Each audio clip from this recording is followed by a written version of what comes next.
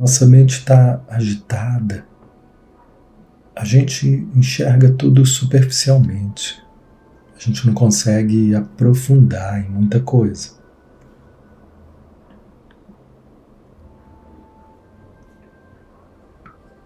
Então, quando a gente se aquieta, não significa que eu vou impor para os meus pensamentos um silêncio que não é possível. Mas eu me aquieto até para observar esse barulho. Eu me aquieto para poder perceber a realidade da minha experiência agora. Não é para mudar a minha experiência e impor para mim que eu esteja de um jeito que não é o que está sendo agora. É, antes de qualquer coisa, legitimar o que está sendo agora. Como eu estou nesse momento. O que está acontecendo comigo agora.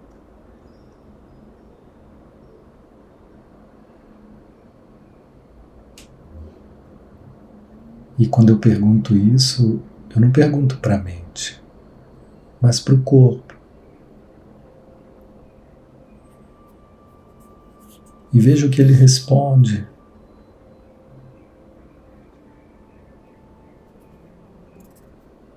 E talvez ele responda com uma sensação que você ainda não entende, mas está se apresentando. Veja se você pode apenas seguir, apenas fazer companhia, sem pressa, sem forçar nada, sem querer entender o que você ainda não entende, mas simplesmente acompanhar.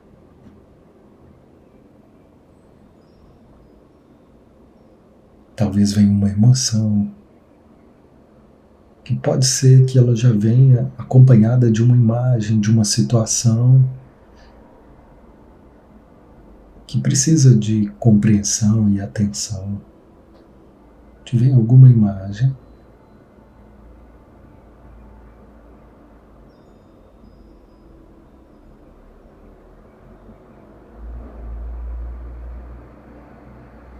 e pode ser também que venha uma emoção, mas sem estar associada a nenhuma imagem, sem estar associada a nenhum conceito. Apenas uma tristeza, por exemplo, ou apenas um medo. Veja se você pode receber isso também sem apressar nada.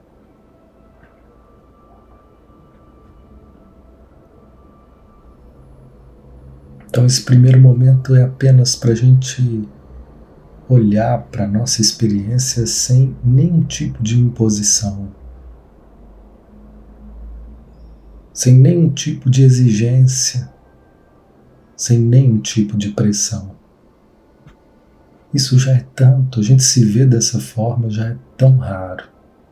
A gente está sempre criando pressão, julgamentos, a gente está sempre acusando a gente mesmo que tinha que ser melhor, que tinha que dar conta. Ou a gente acaba pressionando os outros que tinham que ser melhor para mim, acusando os outros de não estarem dando conta de agir ou enxergar de determinada maneira. Veja se você consegue perceber na sua experiência sempre esse jogo de acusação. Ora acuso a mim, ora acuso o outro.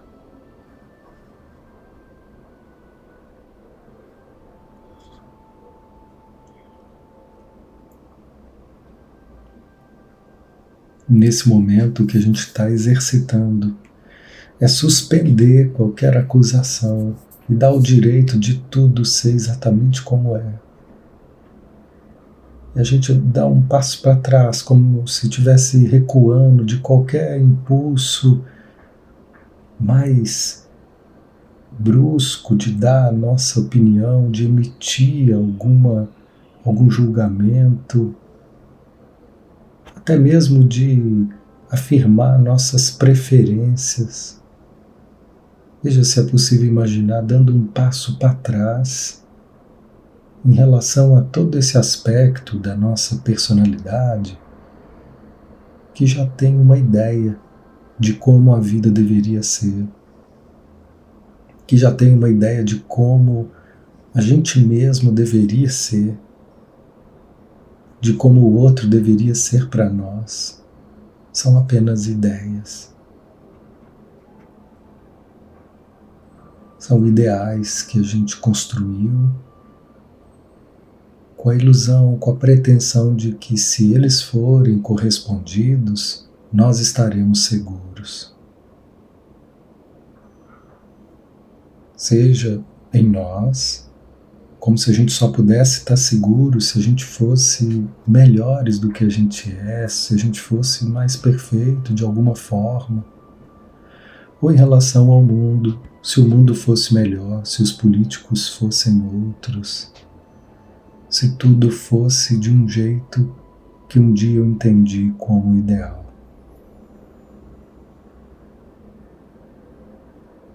E repara, a vida está sempre contrariando essas expectativas de alguma forma. Não porque ela tem prazer com isso, não porque tem alguém se divertindo às custas das nossas expectativas, mas porque ela não pode ser diferente só para nos agradar. A vida é o que é.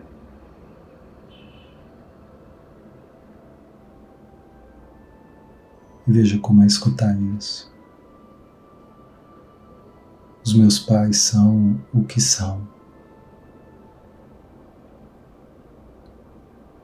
E os meus avós, os pais deles, eles também são o que são. Não puderam ser diferentes para os meus pais. E muita coisa faltou para os meus pais. Muita coisa faltou para minha mãe. Muita coisa faltou para o meu pai.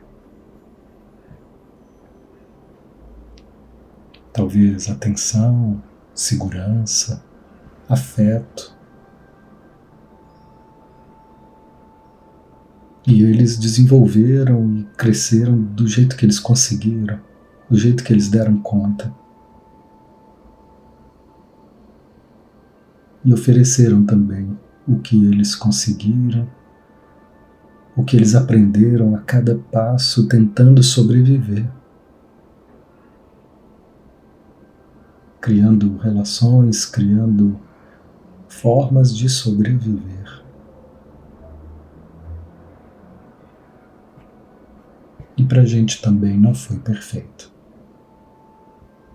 Faltou também muitas coisas. Coisas que eles não tinham para nos oferecer naquele momento.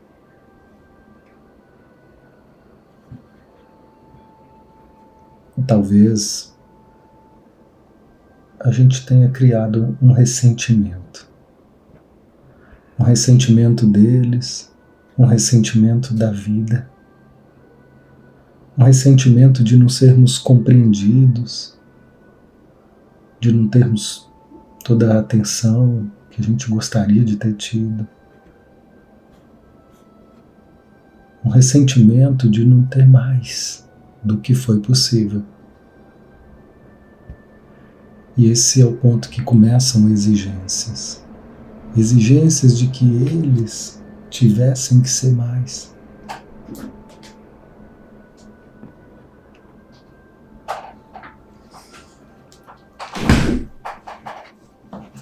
Ou exigências que eu tivesse que ser mais.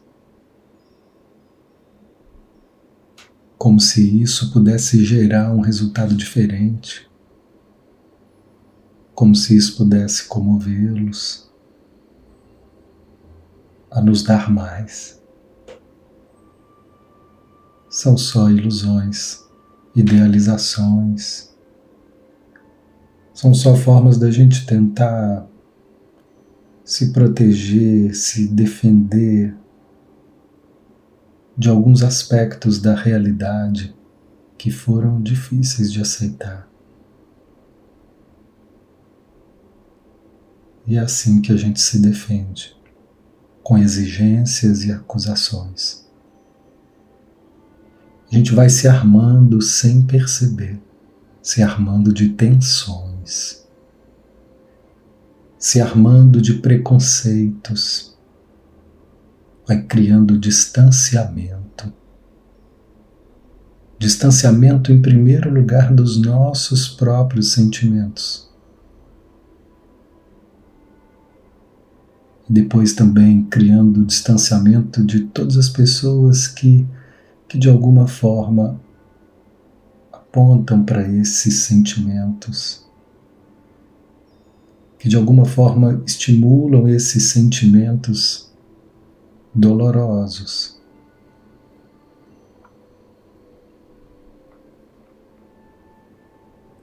Se perceba agora se existe em você essa impressão de desconexão de si mesmo, das pessoas, dos seus pais. E só olhe para isso, veja se você pode olhar sem julgamento. Aonde na minha vida que hoje eu me sinto desconectado? Talvez até de filhos, para quem tenha. Talvez os filhos eles cheguem também representando alguns desses sentimentos que eu deixei de lado.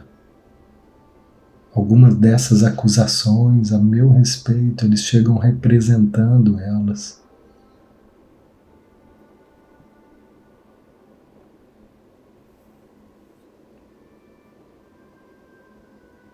Tudo que se apresenta é uma parte nossa. Cada pessoa, cada situação nos dá a chance de incluir algum aspecto que ficou separado, que ficou excluído.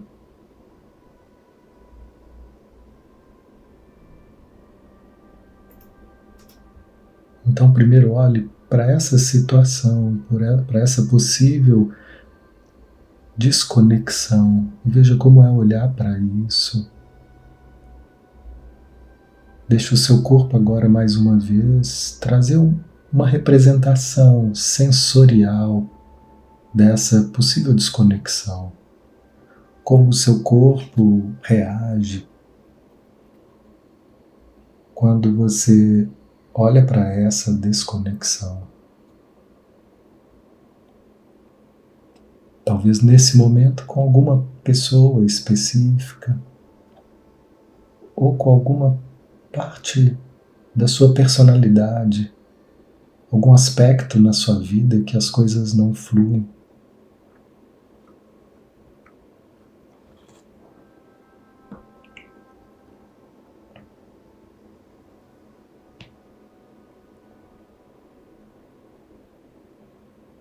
Seja como for, veja o que surge no seu corpo quando você escuta essa palavra: desconexão, separação.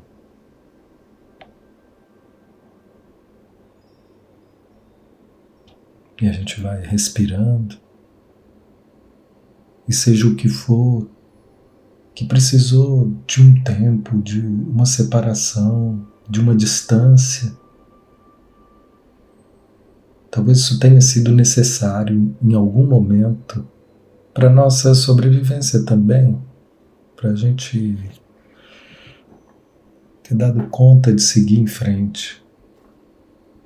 Mas agora, nós estamos aqui criando um espaço de inclusão, um espaço onde a gente pode olhar para o que quer que tenha ficado separado, dividido, desconectado. E a gente agora abre o nosso coração para receber o que quer que seja. Pode ser que isso esteja representado numa pessoa. Talvez te venha a imagem de alguém da sua família, que represente esse sentimento em você, que precisou se esconder. Olha o que acontece. Quando agora você pode abrir seu coração, você pode olhar sem ver essa pessoa ou esses sentimentos como inimigos, que eu preciso me defender. Mas olho para esses sentimentos ou para essas pessoas e apenas digo: você faz parte.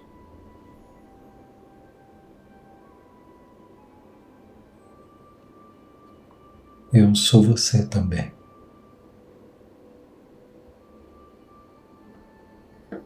E veja o efeito que isso tem no seu corpo.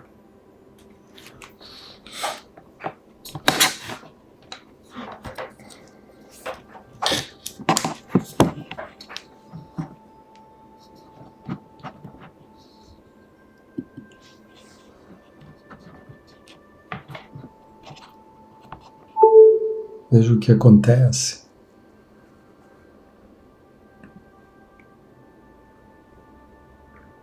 Ao me separar de você, eu também me separei de mim. E ao incluir você no meu coração agora, eu também me aproximo de mim.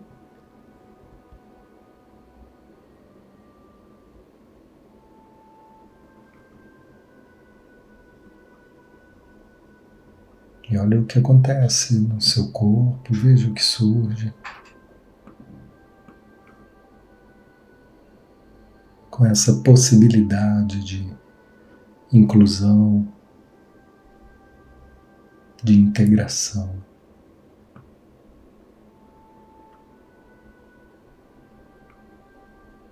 Veja mais uma vez seu corpo.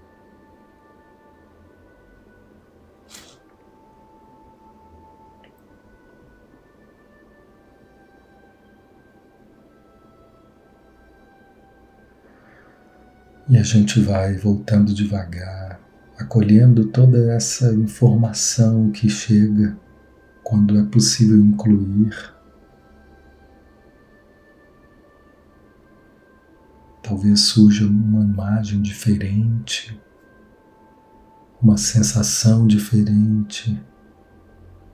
São novas informações que vai atualizando essa personalidade.